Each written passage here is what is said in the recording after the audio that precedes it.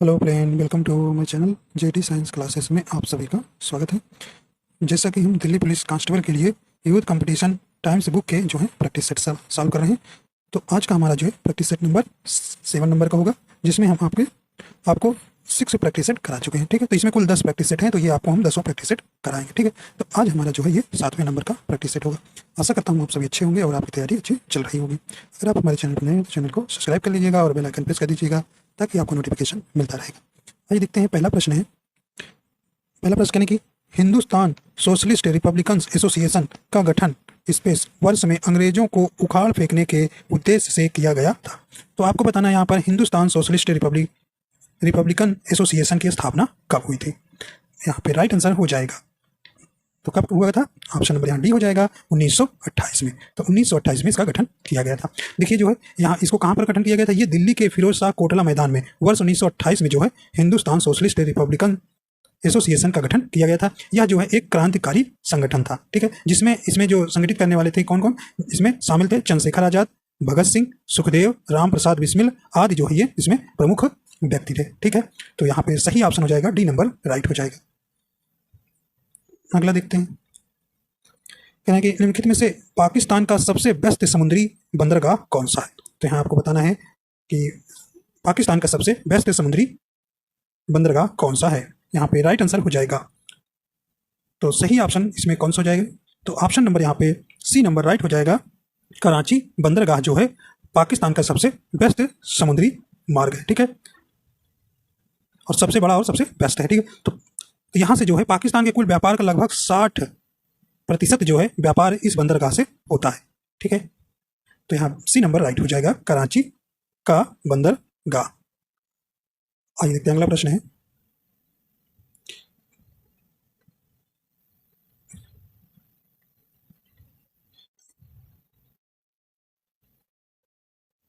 आइए देखते हैं, इसको बहुत छोटा करना पड़ेगा, बड़ा प्रश्न है। चलिए भाई देखते हैं, कहने की शीत निद्रा शब्द की परिभाषा क्या है। तो यहाँ पे आपको शीत निद्रा हाइबरनेशन शब्द की परिभाषा क्या है आपको यहाँ बताना है।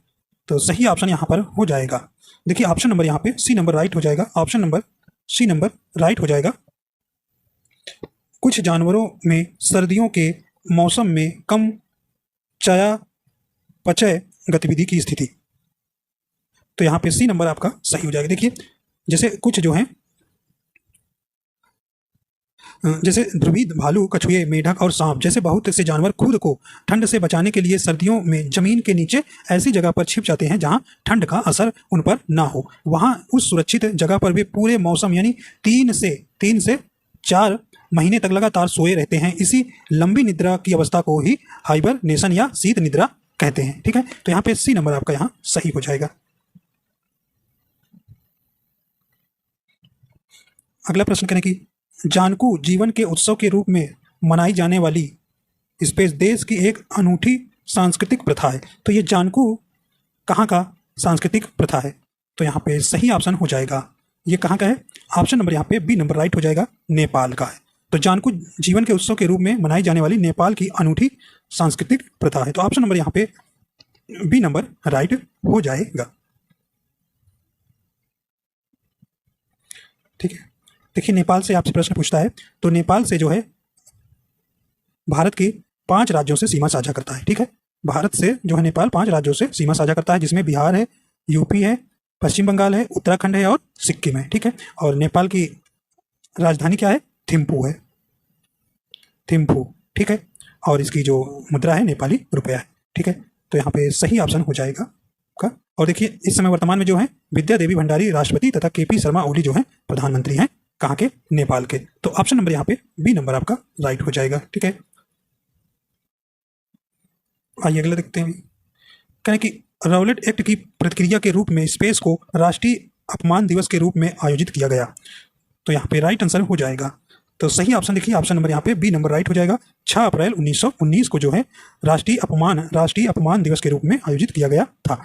तो ऑप्शन नंबर यहाँ पे बी नंबर राइट हो जाएगा, 6 अप्रैल 1919 में। ठीक है, देखिए राउलेट एक्ट अधिनियम के आधार पर ब्रिटिश सरकार किसी को भी शक के आधार पर गिरफ्तार कर सकती थी। इस अधिनियम को बिना वकील, बिना अपील, बिना दलील कानून कहा गया। ठीक है, इस अधिनियम के विरोध के स्वरूप 6 अप्रैल 1919 को राष्ट्रीय अपमान दिवस के रूप में मनाया गया था। ठीक है, तो ऑप्शन नंबर यहाँ पे बी नंबर राइट हो जाएगा।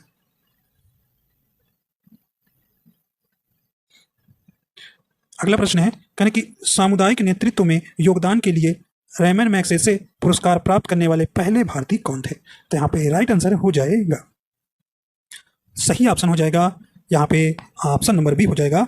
आचार्य विनोबा भावे को जो है सामुदायिक नेतृत्व में योगदान के लिए रैमन मैग्सेसे पुरस्कार प्राप्त करने वाले पहले भारतीय थे। ठीक है, तो ऑप्शन नंबर यहाँ बी नंबर राइट हो जाएगा। देखिए, रैमन मैग्सेसे पुरस्कार की स्थापना कब की गई थी? ये 1957 को की गई थी। ठीक है,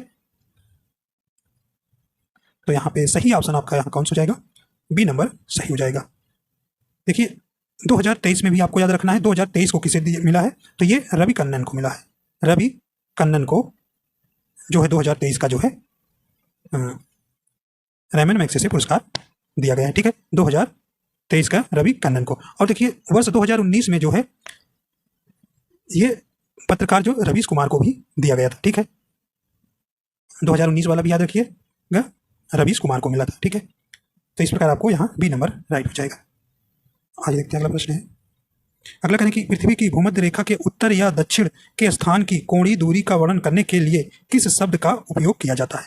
यहाँ पे आपका राइट आंसर हो जाएगा, तो सही ऑप्शन हो जाएगा ऑप्शन नंबर यहाँ पे डी नंबर राइट हो जाएगा, अक्षांश। ठीक है, तो ऑप्शन नंबर यहाँ पे डी नंबर सही हो जाएगा। तो पृथ्वी की भूमध्य रेखा के उत्तर या दक्षिण के स्थान की कोणीय दूरी को मापने वाली रेखा को क्या कहते हैं? अक्षांश रेखा कहलाती है। ठीक है, तो यहाँ पे सही ऑप्शन हो जाएगा डी नंबर। अगला प्रश्न है, कहने निम्नलिखित में से कौन एक तितली के काया पलट में तीसरा चरण है? यहाँ पे सही ऑप्शन हो जाएगा। देखिए, इनके कुल तितलियों के जीवन चक्र में 4 चरण होते हैं। कितने? 4 चरण होते हैं। पहला देखिए अंडा होता है, दूसरा लार्वा, तीसरा प्यूपा और चौथा है वयस्क। ठीक है, वयस्क। ठीक है, तो ये आपको ध्यान रखना है। तो इस प्रकार आपको यहाँ पे सही ऑप्शन कौन सा हो जाएगा? ऑप्शन नंबर डी राइट हो जाएगा, प्यूपा। ठीक है, तो तितलियों के जीवन चक्र में 4 चरण होते हैं। कौन सा? अंडा, लार्वा, प्यूपा तथा वयस्क तितली। ठीक, तो इस प्रकार आपका डी नंबर सही हो जाएगा। देखिए, तीसरा चरण आपसे पूछा गया है। ठीक है,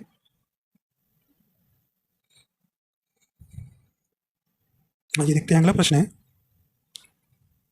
कहने की अर्थव्यवस्था के संदर्भ में मध्यवर्ती वस्तु से क्या आशय है?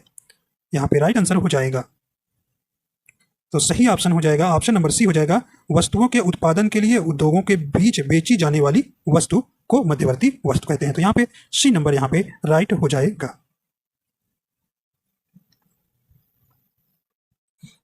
अगला प्रश्न है, कहने की बांग्लादेश की संसद में अधिकतम सदस्यों की संख्या कितनी होती है?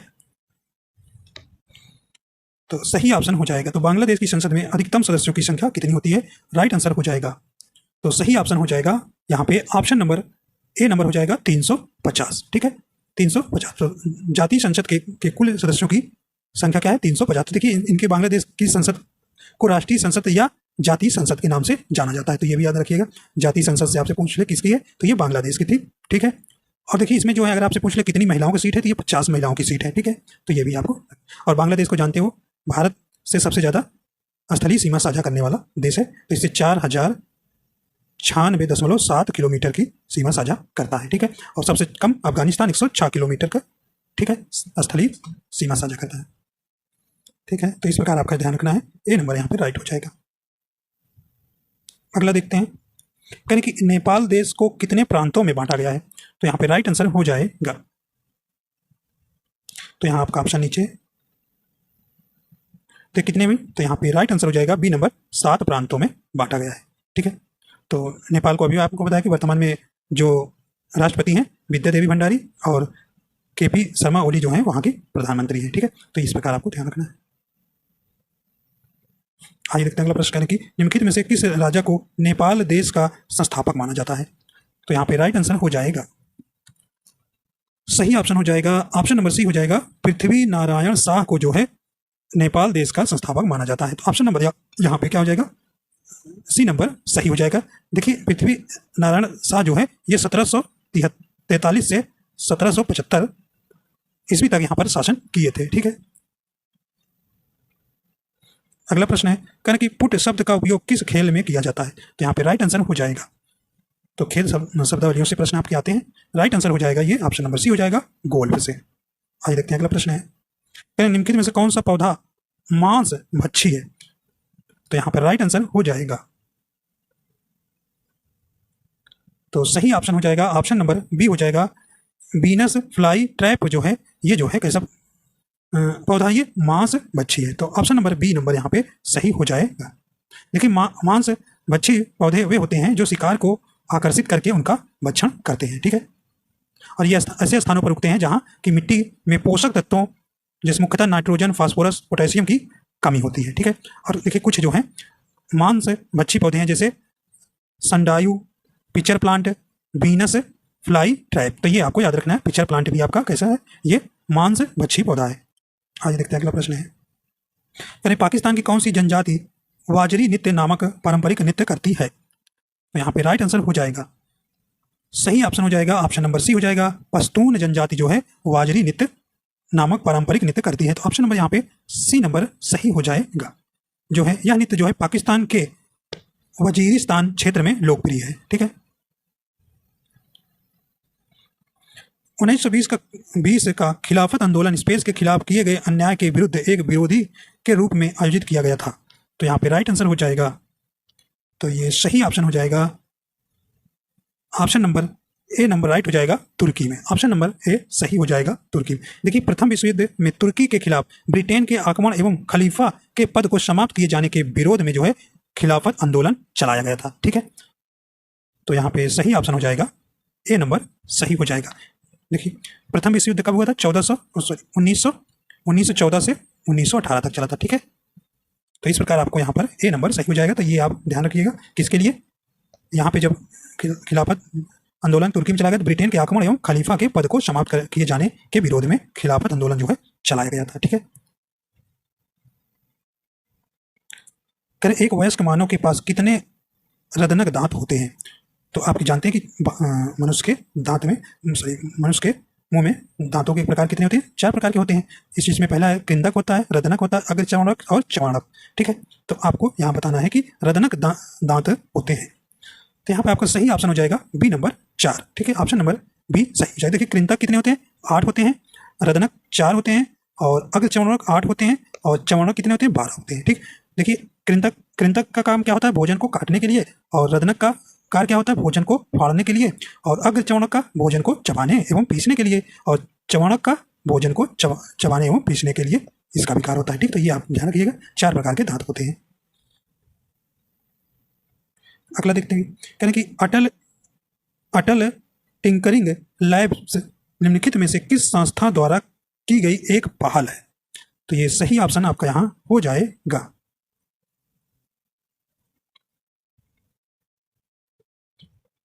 तो यहाँ पे राइट आंसर हो जाएगा ऑप्शन नंबर डी हो जाएगा, नीति आयोग द्वारा, ठीक है। नीति आयोग द्वारा। देखिए नीति आयोग की स्थापना आपसे पूछा जाएगा तो कब हुआ था? 1 जनवरी 2015 को हुआ था, ठीक है। ये नरेंद्र मोदी द्वारा शुरू किया गया था, ये योजना आयोग के स्थान पर लाया गया था, ठीक है। और इसके वर्तमान में आपसे पूछा जाएगा उपाध्यक्ष कौन है? तो ये सुमन बेरी है, ठीक है। सुमन बेरी ध्यान रखिएगा। और अध्यक्ष तो नरेंद्र मोदी जानते ही हो, इसके अध्यक्ष प्रधानमंत्री होते हैं। तो यहाँ पे डी नंबर आपका यहाँ राइट हो जाएगा। अगला है, कहना कि सामान्य बैटरी में निम्नलिखित रसायन होते हैं। तो सामान्य बैटरी में कौन सा रसायन होता है? तो यहाँ पे राइट आंसर हो जाएगा, तो कौन सा होता है रसायन? तो यहाँ पे आपका सही ऑप्शन हो जाएगा B number, sulphuric acid, H2SO4 होता है, ठीक है। तो ये आप ध्यान रखिएगा।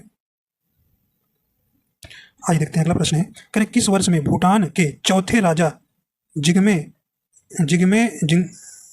सिंघे वांगचुक द्वारा सकल प्रसन्नता सूचकांक शब्द गढ़ा गया था? तो कब किया गया था? राइट आंसर हो जाएगा यहाँ पे ऑप्शन नंबर डी हो जाएगा 1972 में। तो ऑप्शन नंबर यहाँ पे डी सही हो जाएगा। अगला प्रश्न है, करें कि मिशनरीज ऑफ चैरिटी के संस्थापक मदर टेरेसा का जन्म कब हुआ था? तो सही ऑप्शन आपका यहाँ हो जाएगा। तो ऑप्शन नंबर यहाँ पे बी नंबर राइट हो जाएगा, 26 अगस्त 1910 को जो है मदर टेरेसा का जन्म हुआ था, ठीक है। तो इनका जन्म कहाँ हुआ था? इस्काम्पजे मैसेडोनिया में हुआ था। और देखो इनको जो है, इन्हें वर्ष 1962 में रेमन मैग्सेसे शांति पुरस्कार भी मिला था, और 1979 में जो है इनको नोबेल शांति पुरस्कार भी प्रदान किया गया था। तो ये भी याद रखिएगा कि इनको नोबेल कब दिया गया था मदर टेरेसा को, तो 1979 को नोबेल में जो है इन्हें शांति में दिया था। ठीक है, तो 6 भागों में दिया जाता है, 6 क्षेत्रों में, तो यहाँ पर इनको शांति में मिला था। अगला प्रश्न है, कहीं निम्नलिखित में से कौन से विकल्प को अल्प कार्बन युक्त यौगिकों के रूप में वर्गीकृत किया जा सकता है, ना कि कार्बनिक के रूप में? तो यहाँ सही ऑप्शन हो जाएगा option number C number right हो जाएगा, साइनाइड्स। ऑप्शन नंबर सी यहाँ सही हो जाएगा, साइनाइड्स को।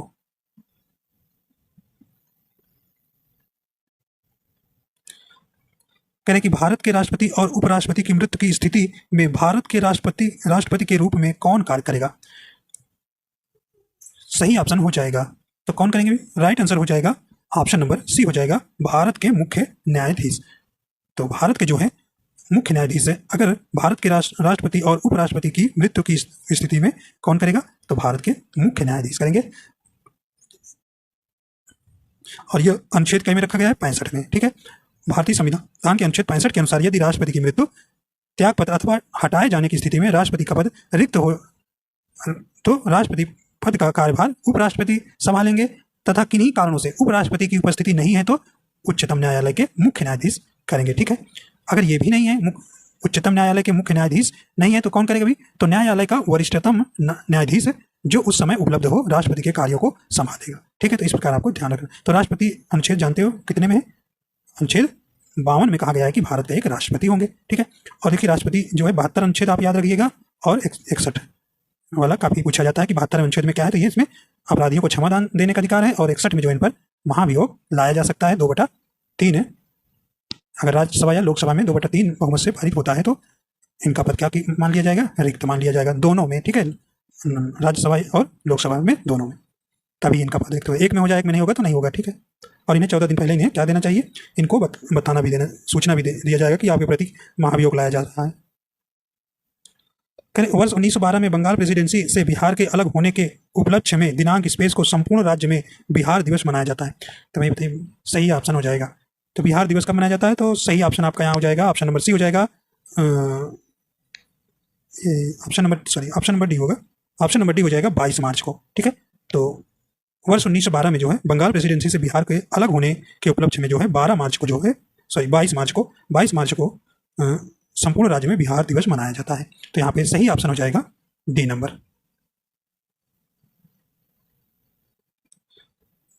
अगला प्रश्न है, कहने कि राजस्थान के किस किले में जयमल और कल्ला सूरवीरों के सम्मान में छतरियां बनाई गई थी, जिन्होंने वर्ष 1968 में सम्राट अकबर की घेराबंदी में अपने प्राण त्याग दिए थे? तो यहाँ पे राइट आंसर हो जाएगा, तो ऑप्शन नंबर यहाँ सी नंबर राइट हो जाएगा, चित्तौड़गढ़ के किला में। अगला प्रश्न है, कहने कि भगवान राम पर केंद्रित भक्ति आंदोलन के अग्रदूत कौन थे? तो यहाँ पे राइट आंसर हो जाएगा, तो कौन थे भी? तो यहाँ ऑप्शन नंबर यहाँ पे बी नंबर राइट हो जाएगा, रामानंद। ठीक है, तो ऑप्शन नंबर यहाँ पे सही ऑप्शन हो जाएगा, बी नंबर सही हो जाएगा। तो भगवान राम पर केंद्रित भक्ति आंदोलन के अग्रदूत कौन थे? रामानंद थे। अगला हो जाएगा, देखिए रामानंद के शिष्य कौन थे? कबीर और रैदास थे। ठीक है, कहने 2011 की जनगणना के अनुसार सर्वाधिक जनसंख्या वाला राज्य कौन सा है? तो यहाँ आपको बताना है कि 2011 की जनगणना के अनुसार सर्वाधिक जनसंख्या वाला राज्य कौन सा है। तो यहाँ पे राइट आंसर हो जाएगा, यहाँ पे ऑप्शन नंबर ए हो जाएगा, उत्तर प्रदेश। ठीक है, उत्तर प्रदेश। दूसरे स्थान पे कौन है आपका? ये महाराष्ट्र है, और तीसरा बिहार, और चौथा जो है पश्चिम बंगाल है। ठीक है, तो ये याद रखिएगा, पहला ना पूछकर दूसरा भी आपसे पूछा जा सकता है, तो महाराष्ट्र याद रखिएगा, और तीसरा बिहार, चौथा पश्चिम बंगाल। ठीक है, और बिहार जो है जनसंख्या घनत्व सबसे ज़्यादा है बिहार राज्य में, और सबसे कम पूछ ले कहाँ है, तो ये अरुणाचल प्रदेश में कितना है? 17 व्यक्ति पर किलोमीटर में है। ठीक है, तो ये सबसे कम आपको याद रखना है, अरुणाचल प्रदेश में जनसंख्या घनत्व है। चलिए आगे चलते हैं। कहने कि धातु ऑक्साइड का स्वरूप स्पेस होता है, तो यहाँ पे राइट आंसर हो जाएगा, तो ऑप्शन नंबर यहाँ पे सी नंबर राइट हो जाएगा, क्षारीय। तो धातु ऑक्साइड का स्वरूप कैसा होता है? क्षारीय होता है।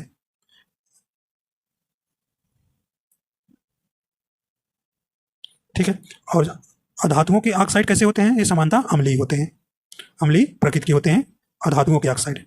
और धातु ऑक्साइड का स्वरूप कैसा होता है, क्षारीय होता है।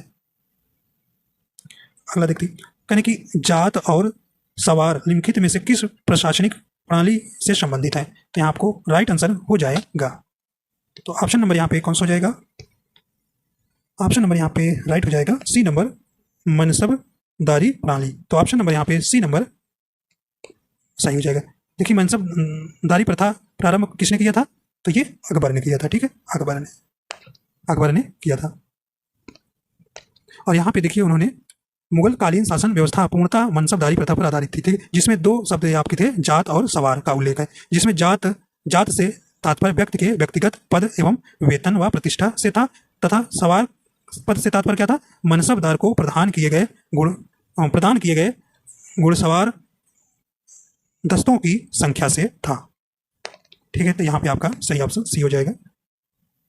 अगला देखते हैं, यानी कि यदि भारत के राष्ट्रपति त्यागपत्र देना चाहते हैं तो वह अपना त्यागपत्र किसे देंगे। तो यहाँ पे राइट आंसर हो जाएगा, तो ये किन्हें देंगे, तो ऑप्शन नंबर यहाँ पे सही हो जाएगा।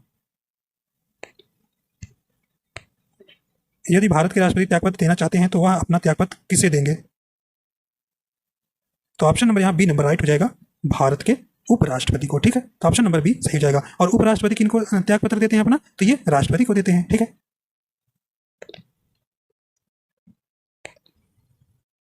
और ये अगर पूछे अनुच्छेद के तय में है तो ये आप याद रखिएगा, अनुच्छेद 56(2) के तहत जो है राष्ट्रपति अपना त्यागपत्र उपराष्ट्रपति को संबोधित करते हैं। ठीक है,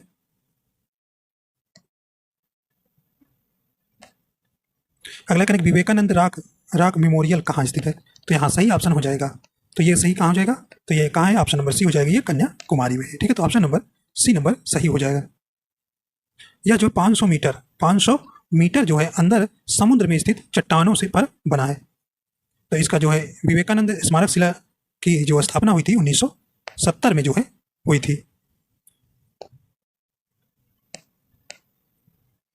अगला प्रश्न है, कनिक सुनामी स्पेस के कारण होता है। तो यहाँ राइट आंसर हो जाएगा, तो ऑप्शन नंबर यहाँ पे ए नंबर सही हो जाएगा, पानी के नीचे ज्वालामुखी गतिविधि के कारण जो है सुनामी आती है। ठीक है,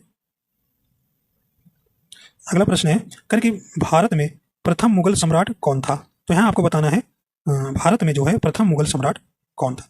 देखिए यहाँ पर सही ऑप्शन कौन सा हो जाएगा, ऑप्शन नंबर सी राइट हो जाएगा, बाबर। ठीक है, कौन थे, बाबर थे। देखो 1526 ईस्वी में जो है इब्राहिम लोदी को जो है पानीपत के युद्ध में बाबर ने परास्त करके जो है मुगल सल्तनत की स्थापना की थी। ठीक है, तो यहाँ से आपसे कुछ प्रश्न पूछे जाते हैं, यहाँ पे आपका टाइम लेंगे हम। देखिए यहाँ जो बाबर के मुख्यतः 4 युद्ध इन्होंने लड़ा था। देखिए पानीपत का 1526 में, खानवा का 1527 में, और चंदेरी का 1528 में। ठीक है, क्रम भी आपसे पूछता है, और घाघरा का युद्ध 1529 में किया था। ठीक है, ये हुए थे, ये इसके 4 प्रमुख युद्ध थे जो कि काफी इंपॉर्टेंट है, ये परीक्षा में क्रम से भी इनसे पूछा जाता है। तो क्रम से आप कैसे याद करेंगे, ट्रिक से। देखिए ये पानीपत का होगा गया युद्ध, और ये खानवा का, फिर इन्होंने लड़ा चंदेरी का, फिर घाघरा का। तो ऐसे याद करना है, पानी पिया, खाना खाया, चाय पिया, घर गया। तो पा से पानी पीना मतलब पानीपत का युद्ध, खा से खाना खाया, खानवा का युद्ध, चा से चाय पिया, चंदेरी का युद्ध, और घा से घर गया, घाघरा का युद्ध। तो इस प्रकार आपको ट्रिक से याद रखना है। ठीक है, पानी पिया, खाना खाया, चाय पिया और घर गया, तो इसके क्रम से आपको याद रखना है। तो यहाँ से और एक क्वेश्चन पूछते हैं कि इन्होंने पानीपत के प्रथम युद्ध में जो है तुगलमा पद्धति का प्रयोग किया था। तो ये पूछा जाता है तुगलमा जो है पद्धति किस युद्ध में प्रयोग किया था। तो ये पानीपत के। और किस युद्ध में जिहाद का नारा दिया था, ये खानवा के युद्ध में इन्होंने जिहाद का नारा दिया था।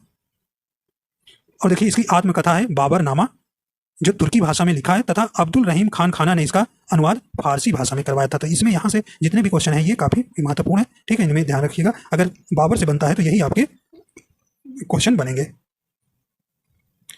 आइए देखते हैं अगला प्रश्न है, कि फरवरी 2023 में अंतरराष्ट्रीय बायोटेक कॉन्क्लेव का उद्घाटन किस स्थान पर किया गया। तो यहाँ पे राइट आंसर हो जाएगा, तो ऑप्शन नंबर बी हो जाएगा, इम्फाल में। ठीक है, इम्फाल में किया गया है। तो ये इम्फाल राजधानी किसकी है, मणिपुर की है। ठीक है, आइए देखते हैं अगला प्रश्न है, कि मार्बल कैंसर क्या है। तो यहाँ पे राइट आंसर हो जाएगा, तो ऑप्शन नंबर यहाँ पे डी नंबर राइट हो जाएगा, अम्लीय वर्षा के कारण मार्बल का क्षरण होता है। तो यहाँ पे सही ऑप्शन हो जाएगा ऑप्शन नंबर डी सही हो जाएगा, मार्बल कैंसर। देखिए जब जब वर्षा का जल जो पीएच मान जो है 7 से कम होता है तो वर्षा क्या होती है, अम्लीय वर्षा होती है। इसका मुख्य कारण क्या है, जल में सल्फर डाइऑक्साइड, नाइट्रोजन डाइऑक्साइड व नाइट्रस ऑक्साइड का मिला होना। ठीक है, तो ये जब पीएच वैल्यू 7 से कम हो जाती है तो वही क्या किसका रूप ले लेती है, पानी, वो अम्लीय वर्षा का रूप ले लेती है। तो यहाँ पे डी नंबर आपका राइट हो जाएगा। ठीक है, अगर 7 से ज़्यादा है तो वो क्षारीय कहलाता है और 7 से कम अम्लीय होता है पीएच वैल्यू। अगला प्रश्न है, निम्नलिखित में कौन सी गैस रक्त में ऑक्सीजन ले जाने की क्षमता को कम करती है। तो यहाँ पे राइट आंसर हो जाएगा, तो सही ऑप्शन हो जाएगा ऑप्शन नंबर सी हो जाएगा, कार्बन मोनोऑक्साइड। तो कार्बन मोनोऑक्साइड जो है रक्त में ऑक्सीजन ले जाने की क्षमता को कम कर देती है, क्योंकि यह जो है ऑक्सीजन से 250 गुना जो है अधिक क्या होती है, क्रियाशील होती है। यह गैस जो है कार्बन मोनोऑक्साइड ऑक्सीजन से 250 गुना। ठीक है, जिस कारण से हीमोग्लोबिन में यह जो है ऑक्सीजन की तुलना में अधिक तेजी से संयुक्त हो जाती है, जिससे रक्त में ऑक्सीजन की कमी हो जाती है और सांस लेने में समस्या होने लगती है। ठीक है, अगला है, कह कि जनगणना 2011 के अनुसार भारत का कौन सा शहर सबसे कम आबादी वाला है रहा। तो यहाँ पे राइट आंसर हो जाएगा, ए नंबर हो जाएगा कपूरथला। तो ऑप्शन नंबर यहाँ पे सही ऑप्शन हो जाएगा, ए नंबर सही हो जाएगा। और ये कपूरथला कहाँ है, ये पंजाब में है। ठीक है, तो ऑप्शन नंबर यहाँ पे ए नंबर सही हो जाएगा। देखिए सबसे कम न्यूनतम लिंगानुपात कहाँ है, ये आपका 879 जो है ये कहाँ का है, हरियाणा का है। और केरल का सबसे ज़्यादा है लिंगानुपात 1084 है। ठीक है, कई पक्षियों के द्वारा परागण की प्रक्रिया को क्या कहा जाता है। तो यहाँ राइट आंसर हो जाएगा, तो क्या कहा जाता है, ऑप्शन नंबर यहाँ पे डी नंबर राइट हो जाएगा, आर्निथोलॉजी कहलाता है। क्या भाई, आर्निथोलॉजी कहलाता है। ठीक है, कहने कि स्पेस राम पंथ के अग्रणी ज्योति स्तंभ संत कवि थे जिन्होंने रामचरितमानस नामक कविता भी लिखी थी। तो ये राइट आंसर हो जाएगा, तो ऑप्शन नंबर यहाँ पे सी नंबर राइट हो जाएगा, तुलसीदास। ठीक है, तो इनका जो है तुलसीदास का जन्म जो है 1532 उत्तर प्रदेश के बांदा जिले के राजापुर गांव में हुआ था। ये तुलसीदास जो है मुगल शासक अकबर एवं मेवाड़ के शासक महाराणा प्रताप के समकालीन थे। तो इनकी कुछ रचनाएं हैं, इनकी रचनाएं जैसे विनय पत्रिका है, दोहावली, कवितावली, वैराग्य संदीपनी, जानकी मंगल। ठीक है, तो इनकी कुछ रचनाएं ये हैं, तो ऑप्शन नंबर सी सही हो जाएगा। अगला प्रश्न है कि हाल ही में सुर्खियों में रही चंबा सुरंग किस राज्य केंद्र शासित प्रदेश में है। तो यहाँ पे राइट आंसर हो जाएगा, तो ऑप्शन नंबर यहाँ पे बी नंबर हो जाएगी, उत्तराखंड में। तो चंबा सुरंग जो है यह जो है उत्तराखंड में है। इसकी लंबाई कितनी है, 440 किमी लंबी है, जो सीमा सड़क संगठन बीएसएफ द्वारा बनाई जा रही है। ठीक है, तो ऑप्शन नंबर बी सही हो जाएगा, चंबा सुरंग कहाँ है, ये उत्तराखंड में। अगला कहना है कि 4 धाम परियोजना का कार्य किस राजमार्ग पर चल रहा है। तो ये कहाँ चल रहा है, राइट आंसर हो जाएगा, ऑप्शन नंबर ए हो जाएगा, NH 94 पे। ऑप्शन नंबर यहाँ पे ए नंबर सही हो जाएगा। कहने की चर्चा में रही पुटियस सेंटक्स किसकी प्रजाति है। तो यहाँ पे राइट आंसर हो जाएगा, ऑप्शन नंबर सी हो जाएगा, मछली की जंजात। तो पुंटियस सेंकटस किसकी प्रजाति है, ये मछली की एक प्रजाति है। करके हाल ही के दिनों में ओपन स्काई ट्रीटी सुर्खियों में रही, कौन सा देश इसका सदस्य नहीं है। तो यहाँ राइट आंसर हो जाएगा,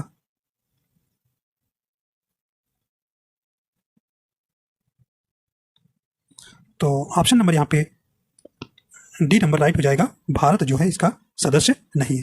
तो देखिए भारत की इस संधि शामिल नहीं है। इस संधि की अवधारणा शीत युद्ध के दौरान अमेरिकी राष्ट्रपति आइजर हावर ने की थी, जो इसकी स्थापना, या जो 1992 में जो है फिनलैंड की राजधानी हेलसिंकी में इस संधि पर हस्ताक्षर किए गए थे। परंतु यह संधि वर्ष 2002 में जो अमेरिकी राष्ट्रपति जॉर्ज W बुश ने शासन के दौरान अपने प्रभाव में लाई थी। तो इस प्रकार जो है ये भारत जो है ओपन स्काई ट्रीटी का जो है सदस्य नहीं है। डी नंबर यहाँ पर राइट हो जाएगा। कहने कि ओपन स्काई ट्रीटी के संबंध में सही कथन है, तो यहाँ पे आपको सही कथन बतलाना है। ऑप्शन करें कि अमेरिका ने इससे अलग होने की घोषणा की थी, या अमेरिका ने घोषणा की है, चर्चा में है। इस संधि में कुल 35 देश शामिल हैं, तो ये भी आपका सही है। और यह संधि हवाई निगरानी से संबंधित है, तो ये भी सही है। तो ऑप्शन नंबर डी सही हो जाएगा। देखिए अमेरिका जो है इससे क्यों निकल रहा है, क्योंकि कह रहे हैं कि रूस जो है इसके नियम को पालन नहीं कर रहा है, इसलिए अमेरिका इससे बाहर निकल रहा है। अगला प्रश्न है, कहने कि फरवरी 2023 में पासपोर्ट जारी करने की पुलिस सत्यापन की प्रक्रिया में तेजी लाने हेतु विदेश मंत्रालय द्वारा शुरू की गई मोबाइल एप्लीकेशन का नाम क्या है? तो यहाँ पे राइट आंसर हो जाएगा, तो यहाँ पे सही ऑप्शन हो जाएगा, ऑप्शन नंबर ए हो जाएगा M passport police app. Option number A सही हो जाएगा। ठीक है, देखिए पासपोर्ट आया तो पासपोर्ट में सब विश्व में प्रथम स्थान किसका हो गया है? सिंगापुर को, याद रखिएगा। अभी जापान 3 साल से लगातार रहा, लेकिन सिंगापुर जो है प्रथम स्थान पर आ गया है और भारत जो है 80वें स्थान पर है। ठीक है, कह रहे कि फरवरी 2023 में मोसी 2 सैन्य अभ्यास किन देशों के बीच आयोजित किया गया? तो मोसी 2 सैन्य अभ्यास किन देशों के बीच आयोजन हुआ है? राइट आंसर हो जाएगा सी नंबर, चीन और रूस के बीच। ऑप्शन नंबर सी यहां पर सही हो जाएगा। अगला प्रश्न है, करें अंतरराष्ट्रीय मजदूर दिवस कब मनाया जाता है? यहाँ पे राइट आंसर हो जाएगा, ऑप्शन नंबर ए हो जाएगा 1 मई को मनाया जाता है। देखिए ये 1 मई 1 मई 1886 से जो है इसकी शुरुआत अमेरिका द्वारा की गई थी। ठीक है, अगला प्रश्न है, कहने कि फरवरी 2023 में भारत ने किस देश के साथ द्विवार्षिक प्रशिक्षण अभ्यास डस्टलिक के चौथे संस्करण का आयोजन किया? तो राइट आंसर हो जाएगा, ऑप्शन नंबर डी हो जाएगा इंडोनेशिया। कहने कि भारतीय खिलाड़ी बलबीर सिंह का निधन हो गया, यह किस खेल से संबंधित थे? तो राइट आंसर हो जाएगा, ऑप्शन नंबर ए हो जाएगा, ये हॉकी से संबंधित है। ठीक है, तो भारतीय टीम ने देखिए 1948, 1952 और 1956 में ओलंपिक में हॉकी के स्वर्ण पदक जीते थे और उस समय जो है बलबीर सिंह ने तीनों में प्रतिनिधित्व किया था। ठीक है, तो यहाँ पे सही ऑप्शन आपका ए हो जाएगा। कह रहे कि फरवरी 2023 में यूएस चैम्बर्स ऑफ कॉमर्स द्वारा जारी इंटरनेशनल आईपी इंडेक्स में 55 प्रमुख भारतीय अर्थव्यवस्थाओं में भारत का क्या स्थान रहा है? तो यहाँ पे राइट आंसर हो जाएगा, ऑप्शन नंबर यहाँ पे बी नंबर राइट हो जाएगा, 42वां स्थान रहा है। ठीक है, तो इस प्रकार आपके 50 क्वेश्चन पूरे हो जाते हैं। तो आशा करता हूँ आपको पसंद आया अगर हमारे चैनल पर नए हैं तो चैनल को सब्सक्राइब कर लीजिएगा और बेल आइकन प्रेस कर दीजिएगा ताकि आपको नोटिफिकेशन मिलता रहे। वीडियो देखने के लिए आपको बहुत बहुत धन्यवाद।